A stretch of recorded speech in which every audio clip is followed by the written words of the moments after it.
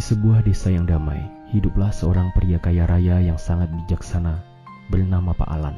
Ia memiliki tanah yang luas, harta yang melimpah, dan 2 orang putra, si sulung bernama Zaid dan si bungsu bernama Zain.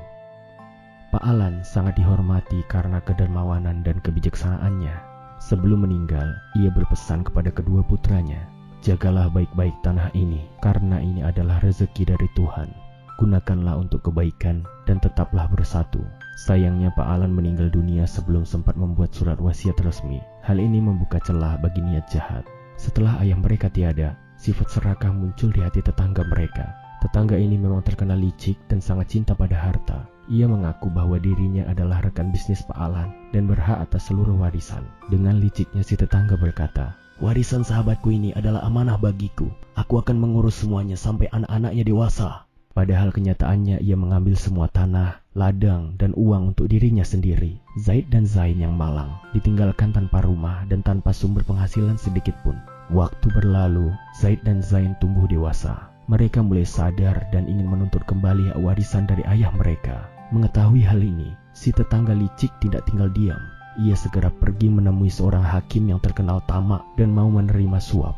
Sambil membawa sekotak penuh emas, si tetangga berkata kepada hakim, "Tuan Hakim, saya mohon bantuan Anda. Harta peninggalan sahabat saya ini sebenarnya adalah milik saya, tapi anak-anaknya mencoba merebutnya. Tolong putuskan perkara ini untuk kemenangan saya, dan kotak emas ini akan menjadi milik Anda." Hakim yang tamak itu tak bisa menahan godaan emas di depannya. Sambil tersenyum licik ia menjawab, "Jangan khawatir, aku akan memberikan keputusan yang sangat adil untukmu." Keesokan harinya, Zaid dan Zain datang ke pengadilan dengan penuh harapan. Namun mereka hancur ketika mendengar keputusan hakim. "Berdasarkan bukti dan saksi," kata hakim dengan tegas, "seluruh warisan Pak Alan jatuh ke tangan sahabatnya, si tetangga, sebagai mitra yang sah." "Ini tidak adil, Tuan Hakim. Ini semua milik ayah kami," teriak Zaid dengan marah. Namun, hakim tidak peduli dan menyuruh penjaga untuk mengusir mereka berdua dari ruang sidang. Kehilangan segalanya, Zaid dan Zain hanya bisa duduk termenung di tepi sungai, meratapi nasib mereka yang malang. Dengan mata berkaca-kaca, Zain si bungsu bertanya, "Sekarang kita harus bagaimana, Kak? Kita mau pergi kemana?" Meskipun hatinya juga hancur, Zaid berusaha tegar demi adiknya. "Kita tidak boleh menyerah, Dik. Tanah itu adalah milik kita. Kita harus mencari cara untuk mendapatkannya kembali," jawabnya penuh tekad. Akhirnya kedua saudara itu memutuskan untuk meninggalkan desa mereka. Dengan bekal seadanya, mereka berjalan tanpa tujuan yang pasti, berharap bisa menemukan seseorang yang mau menolong mereka melawan ketidakadilan. Setelah berjalan cukup jauh, mereka tiba di sebuah desa kecil. Di sana mereka melihat seorang kakek tua sedang kesusahan karena gerobak kayunya rusak. Tanpa pikir panjang, Zaid dan Zain langsung menawarkan bantuan dan dengan sigap memperbaiki gerobak itu. Sang kakek sangat terharu melihat kebaikan hati 2 pemuda asing ini. Ia pun bertanya dari mana mereka berasal dan apa tujuan mereka. Zaid dan Zain kemudian menceritakan semua kejadian pahit yang menimpa mereka. Merasa iba dan simpati, kakek itu berkata, "Rumahku terbuka untuk kalian. Menginaplah di tempatku selama kalian butuhkan. Aku tinggal sendirian sejak istriku meninggal." Malam itu mereka menginap di rumah si kakek yang baik hati. Saat makan malam, sang kakek melihat raut wajah Zaid yang murung dan penuh beban. "Anakku, kenapa kalian begitu cemas? Ingatlah, Tuhan itu ada," kata si kakek menenangkan. "Kami tahu, Kek, tapi kami harus mencari pekerjaan agar bisa bertahan hidup sambil mencari jalan keluar," jawab Zaid. Kakek itu tersenyum. "Kalian tidurlah dulu malam ini. Besok pagi akan kakek tunjukkan jalan menuju kota besar. Di sana ada pasar yang ramai. Kalian pasti bisa menemukan pekerjaan." Keesokan paginya, setelah ditunjukkan jalan oleh si kakek, Zaid dan Zain pun melakukan perjalanan mereka menuju kota. Namun, jalanan mereka tidak pernah mulus. Di tengah jalan yang sepi, tiba-tiba mereka dihadang oleh sekelompok perampok. Pemimpin perampok itu adalah seorang pria yang ditakuti dengan julukan Serigala Bijaksana. "Serahkan semua yang kalian punya. Orang kaya tidak punya tempat di sini," bentak Serigala Bijaksana. Dengan berani, Zaid menjawab, "Kami bukan orang kaya. Kami tidak punya apa-apa yang berharga. Kami justru korban ketidakadilan yang sedang mencari kebenaran." Pemimpin perampok itu tertegun. Ia merasakan ada sesuatu yang berbeda dari kedua pemuda ini. Daripada merampok, ia justru meminta mereka menceritakan kisah mereka. Zaid pun menceritakan semuanya tentang warisan mereka yang dirampas oleh tetangga licik dan hakim yang tamak. Setelah mendengar semuanya, wajah Serigala Bijaksana berubah sedih. Ia pun menceritakan rahasianya. "Dulu aku ini seorang petani sederhana," katanya. "Tapi desa kami diserang penjahat. Aku kehilangan segalanya. Bahkan ibuku meninggal karena tak sanggup menahan kesedihan. Merampok menjadi caraku untuk bertahan hidup. Tapi jauh di dalam hatiku, aku merindukan kehidupan yang damai. Kisah tragis pemimpin perampok itu menyentuh hati Zaid dan Zain.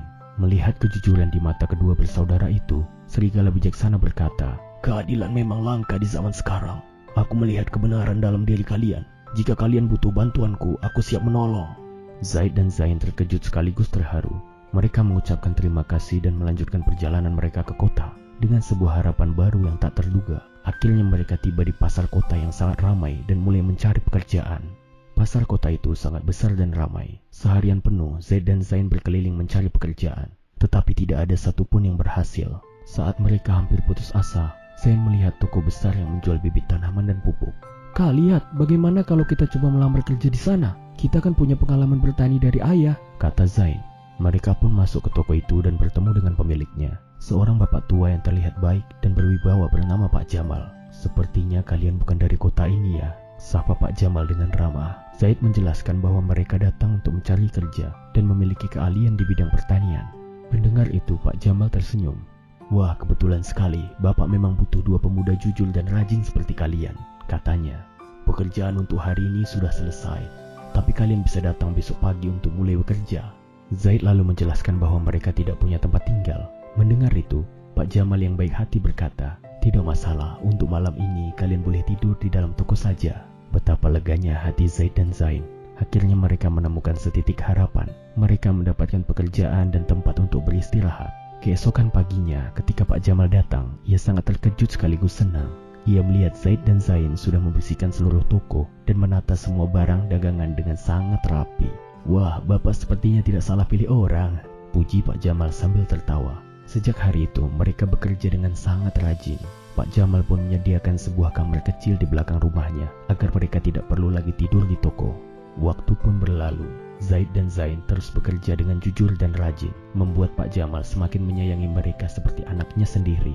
Tapi Pak Jamal juga seorang yang peka. Ia bisa melihat ada kesedihan mendalam yang tersembunyi di mata kedua pemuda itu. Ia tahu mereka bukan sekadar pekerja biasa. Suatu hari saat toko sedang sepi, Pak Jamal memberanikan diri untuk bertanya. "Nak," katanya lembut, "Bapak perhatikan kalian ini anak yang baik-baik, tapi Bapak juga bisa melihat ada beban berat yang kalian sembunyikan. Sebenarnya ada cerita apa di balik kesedihan kalian?" Merasa sangat percaya pada Pak Jamal, Zaid akhirnya menceritakan semuanya dari awal hingga akhir. Ia bercerita tentang warisan mereka yang dirampas, tentang tetangga yang licik, dan tentang hakim yang tidak adil. "Dan nama ayah kami," kata Zaid di akhir ceritanya, "adalah Pak Alan." Seketika, Pak Jamal terdiam. Wajahnya pucat karena terkejut. Ia perlahan berdiri dari kursinya. Pak Alan?" tanyanya dengan suara bergetar.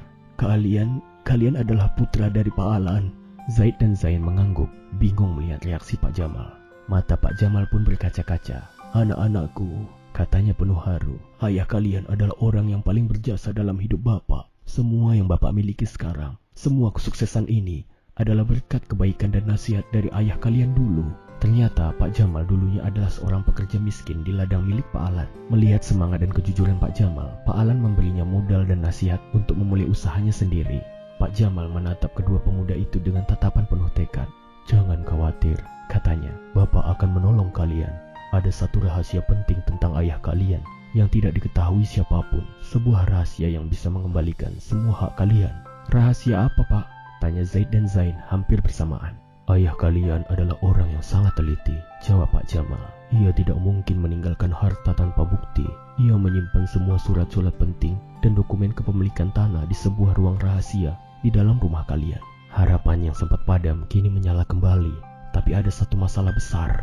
"Rumah itu sekarang dikuasai oleh tetangga licik itu, Pak," kata Zaid dengan lesu. "Kita tidak mungkin bisa ke sana."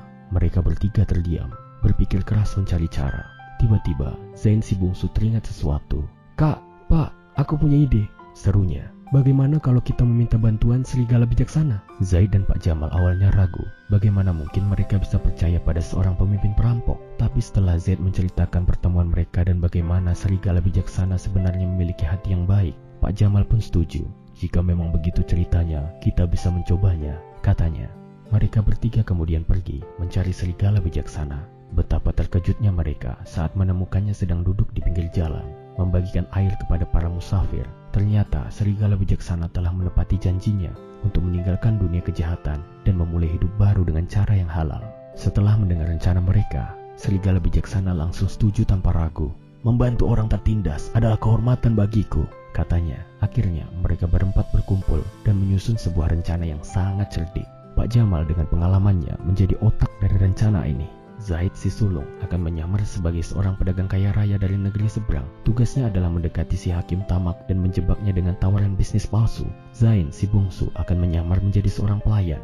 Tugasnya adalah bekerja di rumah si tetangga licik untuk mengalihkan perhatian. Serigala bijaksana dengan keahliannya menyelinap tanpa suara akan menjadi orang yang masuk ke dalam rumah untuk mengambil dokumen-dokumen rahasia itu. Dengan rencana yang matang, mereka kembali ke desa mereka, siap untuk menjalankan misi merebut kembali apa yang menjadi hak mereka. Rencana pun dijalankan dengan sempurna.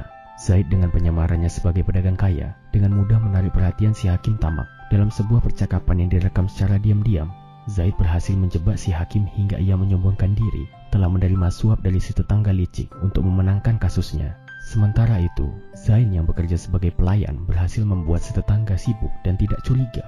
Di saat yang tepat, serigala bijaksana menyelinap masuk ke dalam rumah bagaikan bayangan. Dengan keahliannya, ia berhasil menemukan ruang rahasia yang diceritakan Pak Jamal dan mengambil semua dokumen asli kepemilikan tanah. Setelah semua bukti terkumpul, dokumen asli dan rekaman pengakuan hakim, mereka menghadap penguasa tertinggi di negeri itu. Sang penguasa yang adil sangat murka mendengar adanya kezoliman di wilayahnya. Ia segera memerintahkan pengadilan ulang. Di hadapan bukti-bukti yang tak terbantahkan, si hakim tamak dan si tetangga licik tidak bisa lagi mengelak. Akhirnya, keadilan pun ditegakkan. Hakim yang korup itu dicopot dari jabatannya dan dijebloskan ke penjara. Sementara si tetangga licik, semua hartanya disita dan ia juga dipenjara seumur hidupnya. Seluruh tanah, ladang, dan harta warisan Pak Alan akhirnya kembali ke tangan pemiliknya yang sah, Zaid dan Zain. Kebahagiaan mereka tak terkira. Mereka telah berhasil merebut kembali hak mereka berkat kerjasama, keberanian, dan pertolongan dari orang-orang baik. Mereka pun tidak melupakan jasa orang-orang yang telah menolong mereka. Serigala bijaksana diberi sebidang tanah agar ia bisa memulai hidup baru sebagai petani yang terhormat. Pak Jamal dianggap sebagai keluarga dan mereka menjalankan usaha bersama. Bahkan kakek tua yang pertama kali menolong mereka di desa dibelikan sebuah gerobak baru yang jauh lebih bagus. Zaid dan Zain menggunakan sisa kekayaan mereka untuk membangun kembali desa mereka, membantu orang-orang miskin, dan memastikan tidak ada lagi ketidakadilan yang terjadi. Jadi teman-teman, ada beberapa pelajaran berharga yang bisa kita petik dari kisah Zaid dan Zain ini. Kebenaran akan selalu menang. Sekuat apapun kejahatan mencoba menutupinya, kebenaran pada akhirnya akan selalu menemukan jalannya untuk terungkap. Jangan pernah takut untuk berjuang demi kebenaran. Jangan pernah menyerah. Zaid dan Zain kehilangan segalanya, tapi mereka tidak pernah kehilangan harapan.